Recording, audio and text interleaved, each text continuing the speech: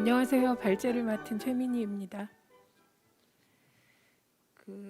제가 지금 발표하려는 것이 민주당의 당론으로 정해졌는지 확실치 않습니다만 민주당에서 검찰개혁을 주로 주장했던 국회의원들의 검수완박과는 좀 다른 내용이라 이건 순전히 개인적인 의견이고 또 제가 청와대가 아니고 문재인 대통령 직속 정책기획위원이긴 한데 그렇다고 이게 정책기획위원회의 전체 입장이 아니라는 점도 아울러 말씀드립니다.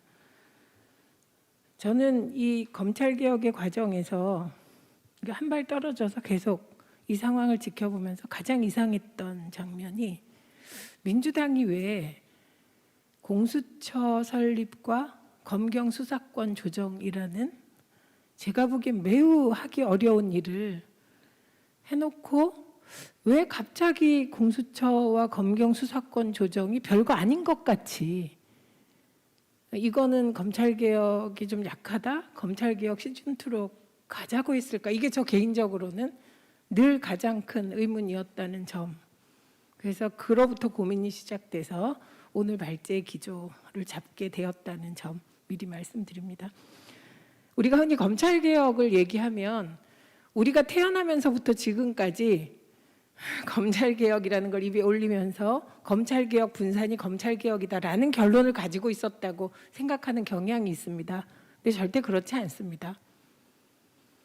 우리가 각 정부별로 검찰개혁이라는 화두를 가지고 이런저런 노력을 해왔습니다만 대부분 실패로 끝난 것은 검찰개혁이 무엇이냐에 대한 정부 차원의 동의조차 없었기 때문입니다. 이걸 우리는 그동안에는 이게 검찰 권력이 너무 강하다든가 사회적 합의가 돼 있지 않다든가 이런 식으로 얘기했으나 제가 이번에 쭉 자료를 보면서 내린 결론은 진정한 검찰개혁이 그 정부 시기에 무엇인가에 대한 합의가 없었다. 그래서 정부 내에서도 혼선이 있었고 검찰개혁을 주장하는 분들 사이에서도 혼선이 보이더라. 그래서 되게 우리가 검찰개혁을 얘기할 때 등장했던 단어가 몇 가지 있습니다. 첫째가 검찰 독립이고요. 두 번째가 그로부터 검찰 중립이라는 단어가 파생되어 나왔고요. 그리고 검찰 민주화라는 단어가 나오기 시작했고요. 그리고 DJ 정부 들어서 김대중 정부 들어서 경찰로부터 수사권 얘기가 나오기 시작하고요. 그리고 노무현 정부 들어선 가장 검찰개혁에 열의는 있었지만 그때 검찰개혁의 화두가 검찰 독립이었는지 검찰 민주화였는지 검찰 권력 분산이었는지 이 부분이 명확하지 않더라고요. 발언하신 분들이 다 각자 얘기를 하고 있었습니다. 각자 중요하다고 생각하는 포인트. 어쨌든 중요한 건 군부 권위주의 정권 시절에 검찰은 군부 권력의 법적 하수인 역할을 한 건 분명히 보입니다. 그럴 때 검찰 내부에서 의식 있는 검사가 있었다면 검찰 독립, 정권으로부터의 독립을 주장해야 됐겠죠. 근데 저는 애초부터 검찰 독립이란 화두는 불가능하다고 생각했습니다. 검찰 내부에 그런 의식 있는 검사들을 찾아볼 수 없었거든요. 그리고 다음 단계에서 나왔던 시민사회 검찰 민주화 요구가 있는데 이 또한 외부적으로 강제해서 민주화하는 것이 가능한가? 저는 이것도 불가능한 요구를 우리가 하지 않았나 이번에 생각하게 되었습니다. 외부로부터 스스로의 조직을 압력을 받아서 민주화한다는 건 제가 보기에는 불가능한 일이었습니다. 다만 화두였구나 이런 생각하게 됐고요. 그 다음에 검찰 권력화의 시기가 오게 됩니다. 이 검찰 권력화는 역설적으로 김영삼 정부에서부터 검찰 권력화가 본격적으로 시작되는데 이건 사회가 민주화되면서 언론 권력화와 궤를 같이 하면서 검찰 권력화가 진행됐다는 점에서 우리 사회가 군부의 권위를 대체할 만한 다른 정치적 권위를 세우지 못한 것이 검찰 권력화와 언론 권력화를 동시에 나왔다. 그래서 검찰 권력화와 언론 권력화는 민주화 과정의 불행한 쌍생아였다. 이렇게 판단합니다. 그리고 문재인 대통령께서도 말씀한 바 있는데 검경 수사권 조정에 대한 명확한 인식이 설립되어 있지 않았다. 참여정부에.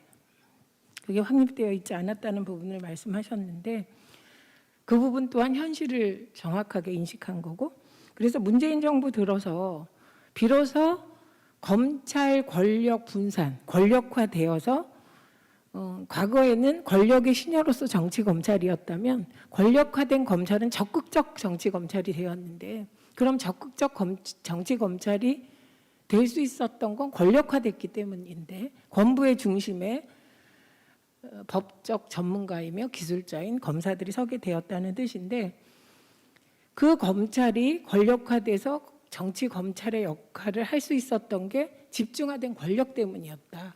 그래서 결국은 검찰 권력의 분산이 검찰개혁의 핵심이다라고 문재인 정부에선 인식한 것으로 보입니다.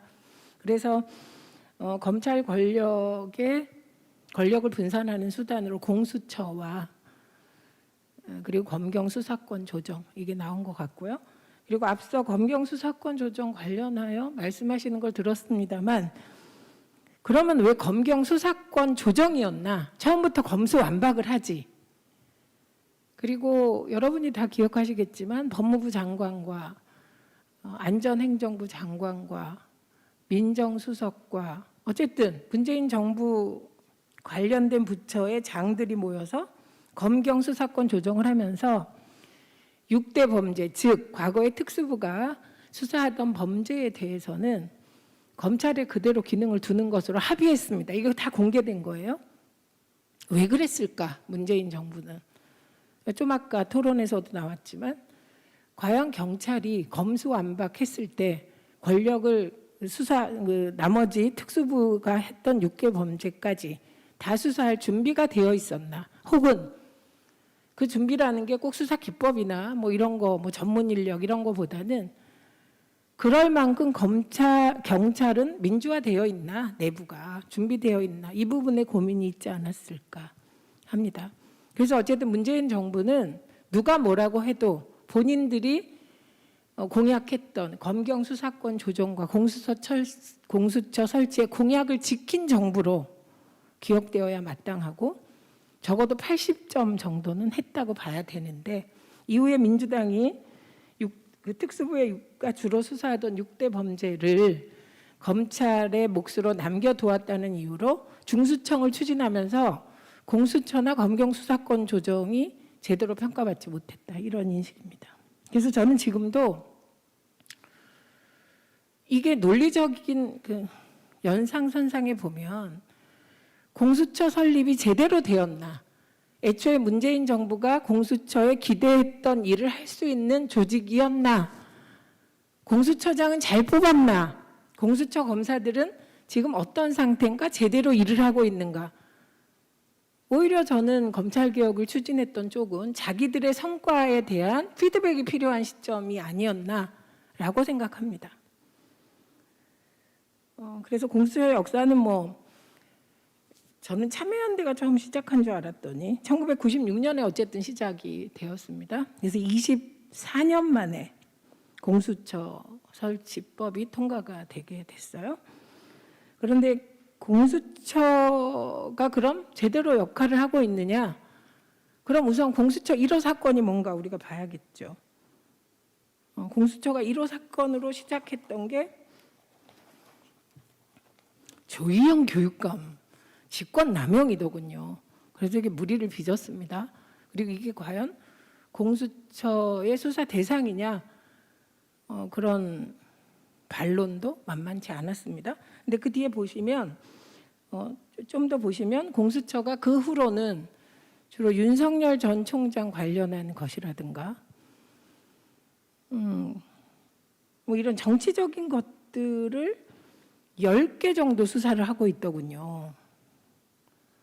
어쨌든 조희연 교육감 직권남용 건도 정치적인 수사이고, 이거는 최재형 검사원장 시절에 감사원장 시절에 감사했던 내용을 고발한 것을 공수처가 받은 건데요.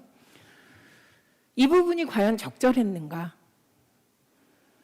제가 이 부분에 대해서 의문을 가지고 있는 건, 공수처가 정치적 목적으로 설치되었을까? 정치적인 사건을 주로 수사하라고 공수처가 만들어졌을까? 공수처는 고위공직자의 부패 비리 범죄에 대한 수사를 목표로 사회를 깨끗하게 하기 위해서 만들어졌는데 그럼 왜 정치적인 것을 하지? 오히려 고위공직자들의 부패 범죄 비리가 넘쳐난다고 하는데 일부 검사는 황금어장이 있다는데 왜 검사들의 황금어장부터 수사하지 않지? 왜 국민들이 다 동의할 수 있는 검사 부패 비리가 아닌 정치적인 사건들이 이렇게 많지 수사하는데? 이 부분에 대해서는 저는 아직도 의문이 있습니다. 그래서 묻고 싶어요. 왜 이렇게 했는지. 오히려 국민 대다수는 검사들의 기소율이 0.0 몇 프로 뭐 이런 얘기 들으면서 검사들은 성범죄와 관련되어도 부패 비리 범죄를 저질러도 검사들은 기소조차 되지 않는 이 현실에 대해서 공수처가 가장 먼저 답해야 하지 않냐. 혹은 그게 아니어도 좋습니다. 현재 청와대라도 좋고 민주당이라도 좋습니다. 국회의원이나 고위공직자의 부패 비리 범죄, 정치적이지 않은 부패 비리 범죄를 찾아내서 그것부터 수사하는 게 맞지 않을까? 이런 의혹을 아주 평범한 시민의 입장에서 가져봅니다. 그럼 이제 공수처가 고소고발건이 주로 정치적인 것이다. 뭐 그럴 수 있겠죠. 근데 공수처는 황금어장 인지수사 못합니까? 그래서 그동안의 뉴스타파라든가 기존 언론이 하지 않는 그 검사들의 비리, 불법에 관한 보도 내용들이 많이 있고 거기 구체적인 팩트도 많이 있기 때문에 뭐 그런 거 수사할 수 있다고 생각합니다. 그래서 이건 의문을 던져보고요. 그다음에 공수처가 수사를 못한다. 왜 이렇게 무능하냐. 수사하면 이게 뭐 정치 개입이다. 이런 논란이 있습니다만 이 법을 살펴보시면요. 공수처 조직이 터무니없이 작습니다.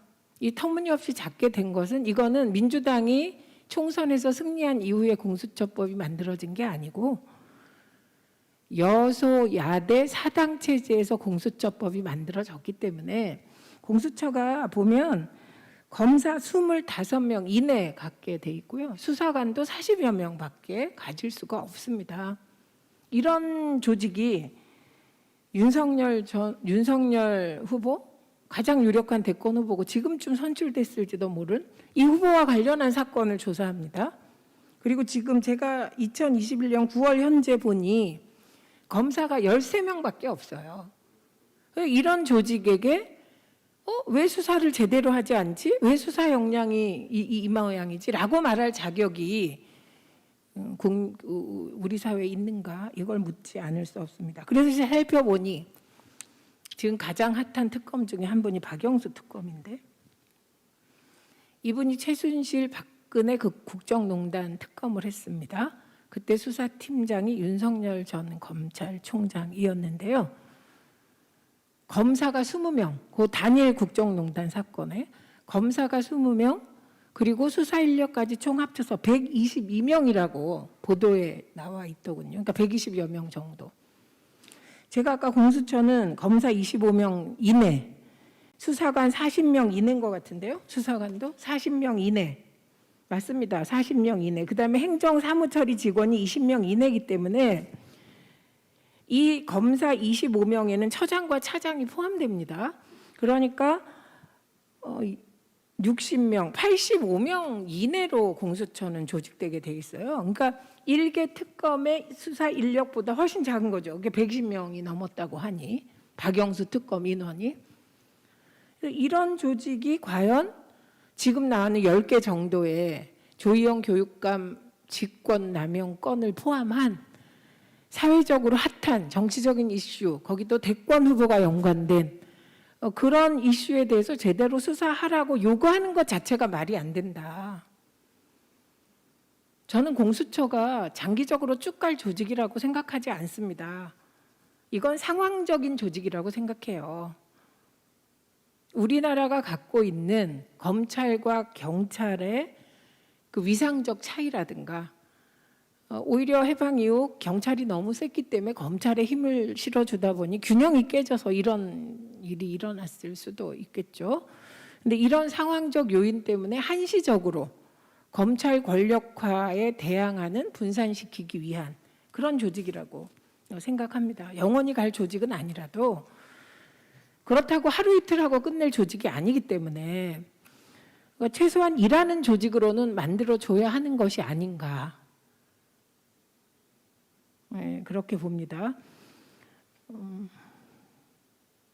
그리고 민주당이 검수완박, 장기적으로 검수완박을 하려면 준비를 많이 해야 되겠죠. 그래서 그 준비와 공수처의 한시적 기능은 늘 같이 점검되고 판단되어야 한다고 생각합니다. 근데 지금 당장은 그 헌재가 이 공수처와 관련하여 헌재가 판단을 내렸어요. 2번에 걸친 공수처법에 대한 위헌 제청 소송이 진행되었습니다. 근데 헌재는 검찰의 기소 독점권, 기소 편의주의를 견제하는 장치로서 공수처는 필요하다. 헌법에 비록 공수처라는 행정기구가 헌법에 규정되어 있지 않지만 이게 행정기관으로서 설치되어도 위헌이 아니다 이렇게 판단한 바 있습니다. 그러니까 헌재가 판단한 대로 공수처의 존재 이유 첫 번째는 검찰의 기소 독점권을 견제하는 것이다. 이렇게 얘기해도 무리가 아닐 것 같습니다. 그래서 저는 차기 대권의 향방에 따라 공수처의 운명이 좌우된다면 그건 정말 대한민국이 불행한 일이라고 생각하고 국회의 존재 이유가 없는 것이라고 생각합니다.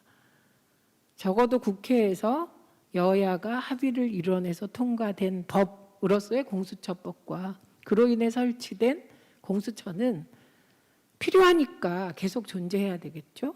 그리고 존재한다면 쓸데없이 세금 낭비 안 하려면 일하는 조직으로 법을 개정해서 일하는 조직으로 갈 수 있도록 적어도 박영수 국정농단 특검 정도 120명, 검사는 40명 정도 이렇게는 해줘야 그 굵직굵직한 2개의 큰 사건이라도 제대로 수사하지 않겠습니까?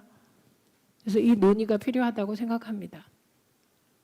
그리고 세상 모든 일은 룰이 있기 때문에 저는 문재인 대통령께서 중수청에 대한 검수완박에 대한 속도 조절론을 얘기했을 때 저게 현실이며 이성적인 판단이라고 생각하고 동의했고요. 그리고 지금은 이게 해방 이후 몇 년 만에 이룬 검찰 개혁으로서의 공수처와 검경 수사권 조정이 자리 잡고 역할을 할 수 있게 일단 노력해 보는 것이 대한민국의 순기능이 훨씬 크다고 생각합니다. 이상입니다.